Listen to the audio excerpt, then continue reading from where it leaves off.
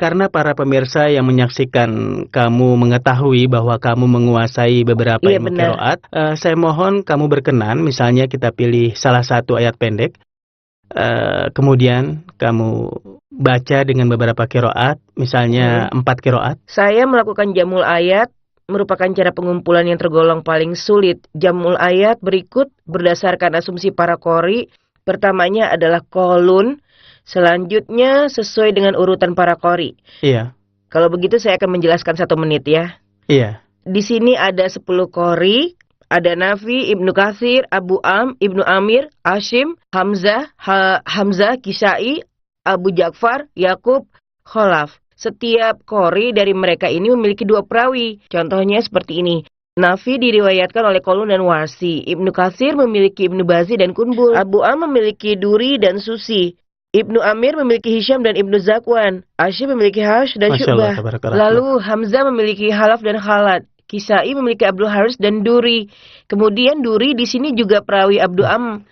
Abu Ja'far memiliki Ibnu Wardan dan Ibnu Jamas. Yakub memiliki Ruwais dan Ra'uh. Dan yang terakhir Khalaf Qori yang ke-10 memiliki Ishaq Al-Waraq dan Idris Al-Haddad. Silahkan Syekh. Masya Allah, tabarakallah rahman. A'udzu billahi minasy syaithanir rajim. Bismillahirrahmanirrahim. Alif Lam Mim. Kita mulai dengan bacaan Imam Qalun, diikuti oleh seluruh qori karena semuanya mengikuti cara ini. Selain saru qori, yaitu Imam Abu Ja'far, beliau membaca dengan sakta pada huruf-huruf muqatta'ah. Alif Lam Mim. Demikian kita selesai dari ayat yang pertama. Allahu la ilaha illa huwal hayyul qayyum. Imam Qalun dalam hal ini memiliki wajh cara qasar dan tawasud dalam hukum mad manfusil. Dengan cara qasar tadi telah kita baca, dan demikianlah beberapa qori yang berpendapat qasar, yaitu Imam Ibnu Katsir, Imam Susi, Imam Duri dengan salah satu pendapatnya, Imam Yakub. Sekarang tinggal ahlu tawasud dan isyiba. Yang tadi sudah ahlu qasar. Allahu la ilaha illa huwal hayyul qayyum. Ahlu tawasud, yaitu Qalun dalam riwayat cara yang kedua, diikuti oleh Duri dengan riwayat cara yang kedua, bersama Imam Ibu Amir, Imam Hashim, dan Imam Kisai. Ketika kami katakan 10 qori, sudah berlalu ahlul qasar dan tawasud. Sekarang tinggal seorang perawi dan seorang qori, yaitu Imam Warsi sebagai perawi dan Imam Hamzah sebagai qori. Keduanya membaca dengan isyiba pada mad munsafil hingga bacaannya Allahu la ilaha illa huwal hayyul qayyum. selesai ayatnya. Iya. Sekarang apa? Guna. Sekarang kita baca dengan guna. Bisa kan? Ayo mulai. Ibanul amma yatasaalun.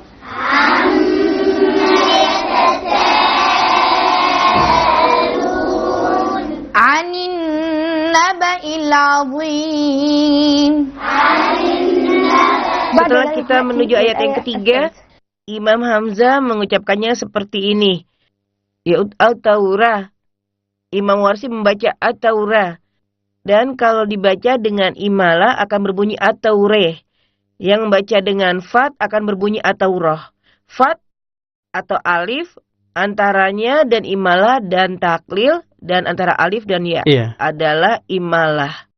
نزل عليك الكتاب بالحق مصدقا لما بين يديه وأنزل التوراة والإنجيل.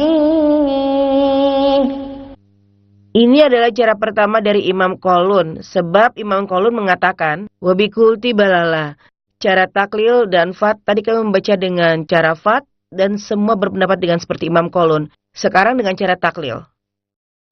نزل عليك الكتاب بالحق مصدقا لما بين يديه وأنزل التوراة والإنجيل. Sudah dikatakan yang membaca dengan taklil adalah Imam Warsi, Imam Hamzah, dan Imam Qalun. Kata Taurat sudah kami baca dan kami jelaskan, Qori yang membaca dengan taklil. Dengan fat, kemudian taklil. Siapa yang akan membaca dengan imalah? Yang membaca dengan imalah adalah Imam Ibnu Zakwan. Bacaannya, وأنزل التوراة والإنجيل. tadi sudah disebutkan dengan cara fat. Dan ini kita kenal dengan baik. Dan bacaannya sudah menyebar. Kemudian yang tersisa adalah نزل عليك الكتاب بالحق مصدقا لما بين يديه وأنزل التوراة والإنجيل. Masya Allah. ini adalah cara dan bentuk al-kinayah dari Imam Ibnu Katsir. Iya. Sekarang kita baca dengan caranya Imam Susi. Begini. نزل عليك الكتاب بالحق مصدقا لما بين يديه وأنزل التوراة والإنجيل. Masya Allah. Saya cukupkan sekian ya. Saya rasa cukup. Demi Allah, seolah-olah saya duduk dengannya seperti Tabarakar Rahman, seperti duduk dengan seorang ulama Al-Quran, dengan penjelasan yang gamblang, yang hanya bisa dilakukan oleh orang-orang yang benar-benar berilmu.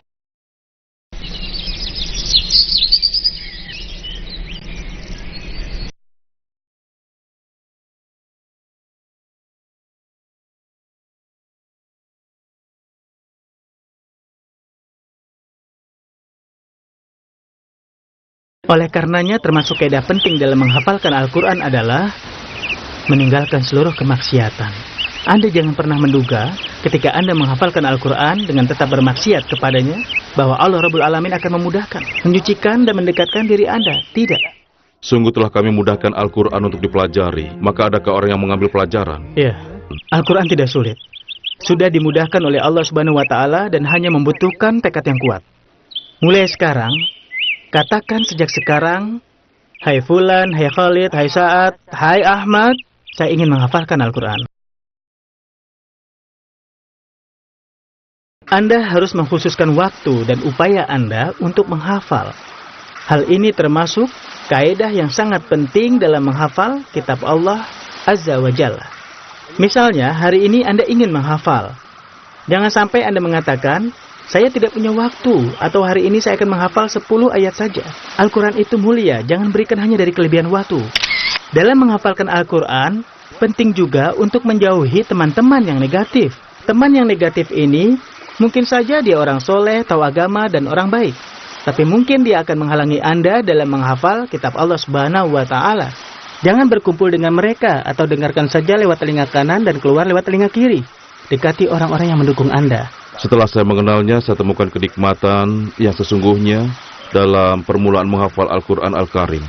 Saya tahu seseorang yang ketika mendengar kitab Allah Subhanahu wa Ta'ala dan hafalan Al-Quran menjadi termotivasi. Lalu dia ingin menghafalkan Al-Quran.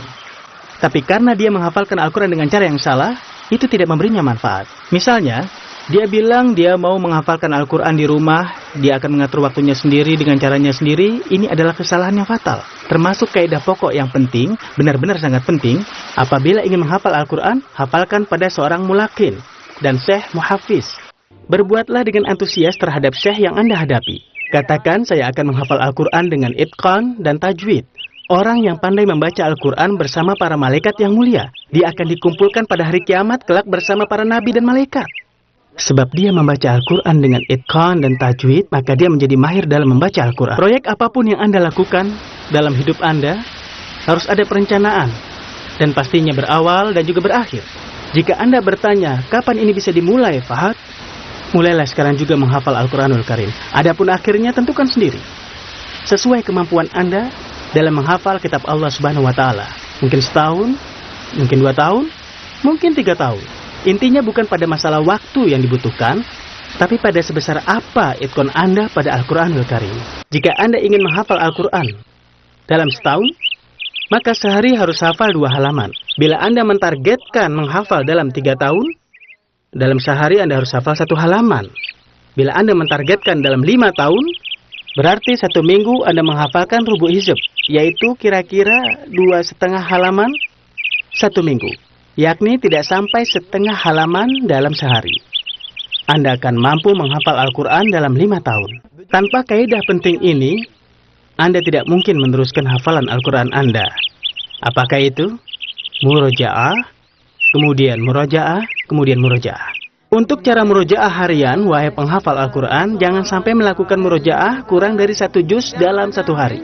Ada beberapa rahasia yang sangat indah dan banyak sekali yang bisa membantu Anda dalam menghafal kitab Allah Azza wa Jalla, yaitu dengan membaca sejarah orang-orang soleh sejak masa sahabat radhiyallahu anhum. Perjalanan hidup mereka yang indah penuh dengan pelajaran dan akan berpengaruh pada seorang hafiz. Misalnya, hari ini Anda akan mencoba menghafalkan 1 halaman Al-Quran. Maka, dalam waktu yang sama, Anda bisa mencoba membuka tafsirnya. Rahasia ketiga, sedikit tapi terus-menerus. Itu lebih baik daripada banyak, tapi akhirnya terputus. Misalnya Anda katakan, karena saya sudah termotivasi, maka dalam sehari saya akan menghafal setengah juz, 3 halaman, atau 4 halaman. Saya katakan jangan, tenang. Walaupun hafalan Anda sedikit, tapi jika dilakukan terus, akan sangat indah. Penting sekali jika Anda ingin menghafalkan Al-Quran, gunakan hanya 1 mushaf saja.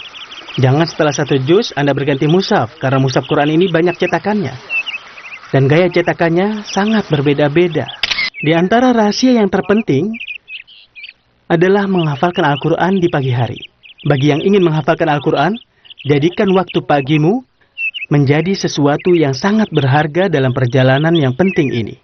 Dalam keadaan jernih, peganglah mushaf, bacalah 1 atau 2 halaman, Anda akan dapatkan hasilnya sangat berbeda dibandingkan waktu-waktu yang lain. Ini adalah nasihat dari hati. Lakukan murojaah dalam sholat sunnah, misalnya sholat sunnah rawatib. Di antara rahasia pentingnya adalah berlomba. Anda bisa melakukannya dengan sahabat-sahabat Anda ataupun teman-teman Anda. Dan ini akan membantu. Atau lakukanlah bersama istri Anda di rumah. Katakan, ayo kita lakukan lomba menghafal Al-Quran di antara kita, dan siapa yang bisa menghafal lebih banyak daripada kita. Kaidah yang sangat-sangat penting dalam menghafalkan Al-Quran, khusyuk bersama Al-Quran. Dia tidak boleh lepas dari Al-Quran dan menghadirkan hatinya ketika membaca dan menghafalkan Al-Quran. Sangat bagus bila dalam perjalanan Anda untuk menghafal Al-Quran, Anda memilih sendiri di antara teman-teman Anda dan sertakan mereka dalam mencapai target Anda. Berikut ini di antara rahasia penting adalah apabila hafalan Anda bertambah banyak dan mengalami perkembangan, maka informasi ini sangat penting, jadi perhatikan. Berlatihlah untuk membaca Al-Quran dengan cepat. Bagaimana yang dimaksud dengan membaca cepat? Membaca dengan cepat biasa disebut dengan hadar. Ini memberikan rasa percaya diri dalam menghafal Quran. Coba dengarkan halaman yang sedang Anda hafalkan dari seorang qori yang mutqin. Begitulah seterusnya. Di dalam mobil, dengarkan dan ulangi. Sampai di rumah, kembali didengarkan dan diulangi. Dan setelah itu, dengan izin Allah, semoga Anda bisa menghafalnya. Sangat bagus Anda punya buku yang menyertai hafalan Anda bisa menulis seluruh Al-Quran padanya. Sesuatu yang indah. Dengan tangan Anda sendiri, Anda menulisnya. Dan ketika selesai tasmi' hafalan Quran Anda menulis 1 halaman penuh. Seakan melakukan tasmi' untuk diri Anda sendiri. Giliran berikutnya, Anda tidak perlu menukil dari mushaf, tapi menuliskannya dari hafalan Anda saja, sekali, 2 kali, 3 kali, 4 kali, bahkan sampai 10 kali. Dan dengan izin Allah, Anda akan mutkin hafalan itu. Demi Allah, saya sangat berharap kalau Anda bisa menghafalkan Al-Quran. Ada rahasia yang sangat penting yang akan membawa Anda menjadi seorang hafiz Al-Quran yang itqan. Bagaimana? Misalnya hari ini Anda menyepakati untuk menghafalkan 1 halaman Al-Quran pada hafalan yang sudah Anda hafal dan Anda tidak lupakan, karena Anda sudah sangat menghafalnya. Selanjutnya bukalah mushaf. Bacalah dan arahkan pandangan mata, jangan mengalihkan, jangan kurang dari 15 kali. Dengan begini akan membuat hafalan Anda tertancap dan tidak lupa dalam waktu yang cukup lama. Ini rahasia yang penting dan tolong dijaga. Setelah menghafalkan Al-Quran, bagaimana pengaruhnya terhadap rumah Anda, kehidupan Anda? Semuanya penuh dengan cahaya. Sungguh rumah kami dipenuhi dengan cahaya. Sungguh. Cahaya masuk dalam rumah Anda? Ya, Al-Quran telah memberikan kehidupan kami yang luar biasa. Allahu Akbar. Bagi seorang hafiz Al-Quran, kebiasaan ini jangan sampai ditinggal. Dia tidak pernah meninggalkan Qiyamul Lail. Seorang hafiz Al-Quran dikenal menghidupkan malam di saat orang tertidur.